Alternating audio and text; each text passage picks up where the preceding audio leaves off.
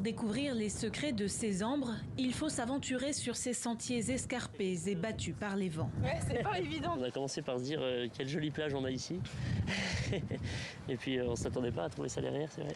Donc c'est super intéressant de nous donner accès en fait à ce qui reste et de pouvoir constater ce qui s'est passé un peu. Ce passé, l'île bretonne située au large de Saint-Malo en porte les stigmates.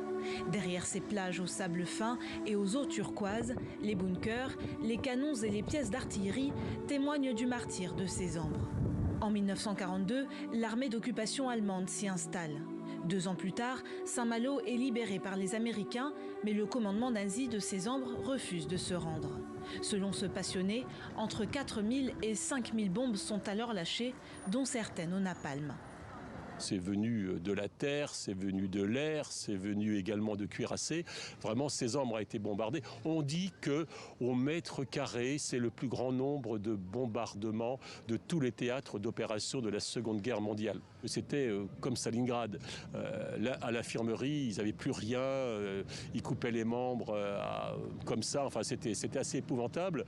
Voilà, donc effectivement, ils étaient à bout de vivre aussi, à bout d'eau surtout, il n'y avait plus d'eau, et donc ils se sont rendus aux Américains.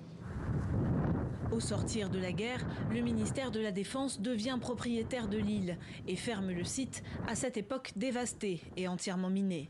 Il a fallu attendre 2018 pour qu'un sentier de 800 mètres, jalonné de vestiges militaires, soit accessible aux visiteurs. On a l'impression d'être une sorte de découvreur et c'est une situation privilégiée pour se promener, pour apprendre l'histoire. Il y a peu de monde ici. C'est bien pour nous, pour les générations à venir. Non, on a ce devoir de mémoire.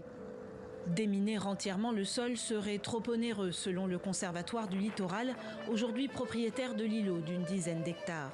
Inhabité, la folie des hommes a laissé place à une faune et une flore sauvages, désormais gardiennes de ce lieu mythique.